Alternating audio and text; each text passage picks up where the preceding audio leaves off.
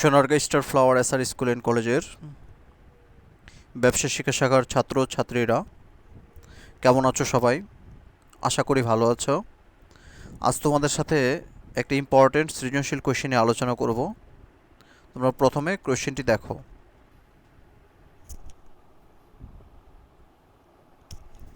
Canvera limited প্রতিটি share 100 টাকা মূল্যের 8 কোটি টাকা অনুমোদিত মূলধন নিয়ে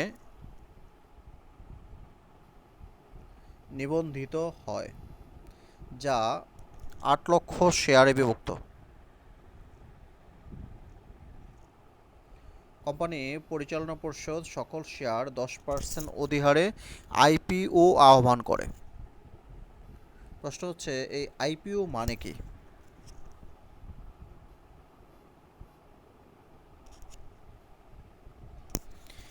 আইপিওর পুনরূপ হচ্ছে ইনিশিয়াল পাবলিক অফারিং, যেটাকে আমরা বাংলায় বলি প্রাথমিক গণপ্রস্তাব। লিমিটেড কোম্পানিসমূহ মূলধন সংগ্রহের জন্য প্রাইমারি মার্কেটে শেয়ার অফার করে। সর্বসাধারণ ও প্রাতিষ্ঠানিক বিনিয়োগকারীরা সেই শেয়ার ক্রয়ের জন্য আবেদন করেন। এই প্রক্রিয়াটি হচ্ছে আইপিও। লটারির মাধ্যমে সকল আবেদনকারীকে শেয়ার বিতরণ করা হয়। যার আবেদন সফল হয় না, তার আবেদনের টাকা অর্থাৎ জমা দেওয়া যে টাকা আছে সেগুলো আবেদনকারীর বিও হিসেবে স্বয়ংক্রিয়ভাবে 2 সপ্তাহের মধ্যে ফেরত দেওয়া হয়। এটি হচ্ছে তাহলে আইপিও, অর্থাৎ ইনিশিয়াল পাবলিক অফারিং, যেটা আমরা বাংলায় বলি প্রাথমিক গণপ্রস্তাব।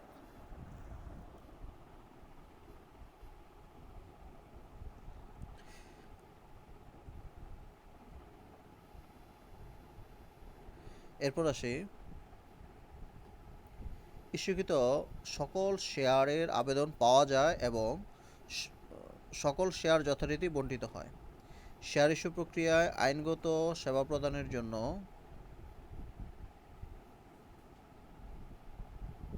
অ্যাটর্নিকে ফি বাবদ 1,50,000 টাকা পরিশোধ করা হয় এবং শেয়ার মূলধন আদায়ের জন্য ব্যাংককে শেয়ার প্রতি 0.50 টাকা কমিশন প্রদান করা হয়। এই অংশগুলোকে অসমন্বিত ব্যয়ের আওতায় আসবে। প্রথম প্রশ্ন, কোম্পানির শেয়ার অধিহার এবং ব্যাংক কমিশনের পরিমাণ নির্ণয় করো। দ্বিতীয় প্রশ্নটি হচ্ছে, ক্যানবেরা লিমিটেডের বইতে শেয়ার ইস্যু সংক্রান্ত জাবেদা দাখিলা দেখাও। আর তৃতীয় প্রশ্নটি হচ্ছে, কোম্পানির বইতে স্থিতিপত্র তৈরি করো, যেটাকে আমরা উদ্বৃত্তপত্র বা আর্থিক অবস্থার বিবরণী বলে থাকি, এই অংশটুকু।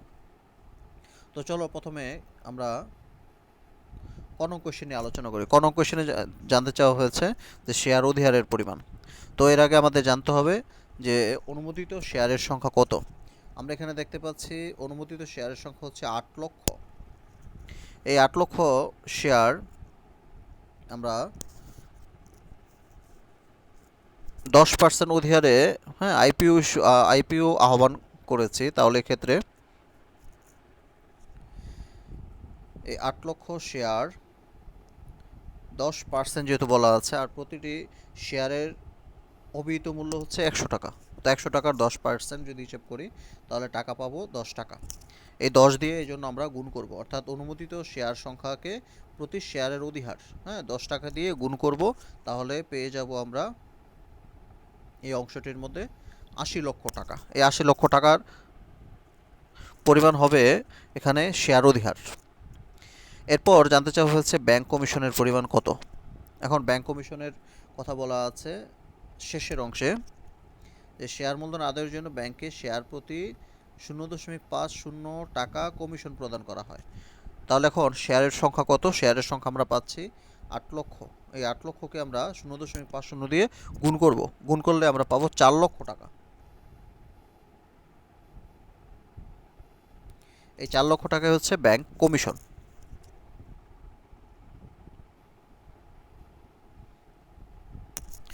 এরপর আসি খনন কোয়েশনে। খনন কোয়েশনে জাবেদা দাখিলা দিতে হবে। তাহলে এখন আমরা হিসেব করি যে আমরা কতগুলো শেয়ার বাজারে ইস্যু করেছি। তো আমাদের শেয়ারের সংখ্যা ছিল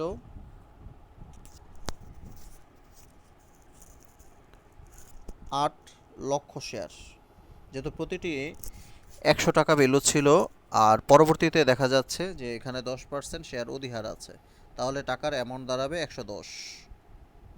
এই 110 দিয়ে আমরা গুণ করব। 110 দিয়ে যদি 8 লক্ষকে গুণ করি তাহলে আমরা পাবো 8,80,00,000 টাকা। তোমাদের এটাকে জাবেদার অংশটুকু অর্থাৎ চার্ট দেখিয়েছিলাম, সেই অনুযায়ী ব্যাংক হিসাব ডেবিট, শেয়ার আবেদন হিসাব ক্রেডিট, যেহেতু শেয়ার আবেদনের টাকা পাওয়া গেল।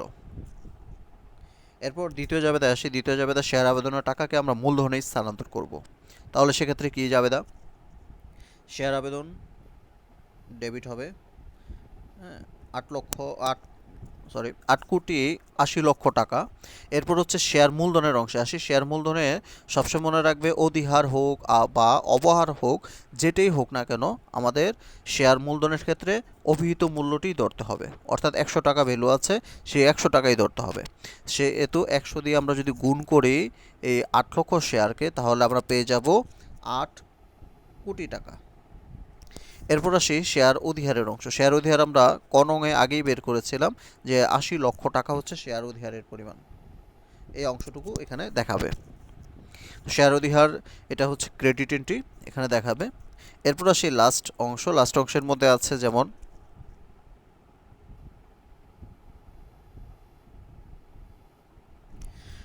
অ্যাটর্নিকে ফি বাবদ 1,50,000 টাকা পরিশোধ করা হয়, তাহলে এখানে এটা হবে আইন খরচ। আইন খরচ হিসেব করে আমরা আইন খরচকে ডেবিট লিখব। এরপর আসি পরের অংশে, সেটা হচ্ছে ব্যাংকে কমিশন প্রদান করা হয়, তাহলে সেক্ষেত্রে ব্যাংক কমিশন লিখব, এটাও আমরা ডেবিট হিসেব করে। আর এখান থেকে আমাদের ব্যাংক থেকে টাকার অ্যামাউন্ট কমবে, এই জন্য ব্যাংক হিসাব ক্রেডিট।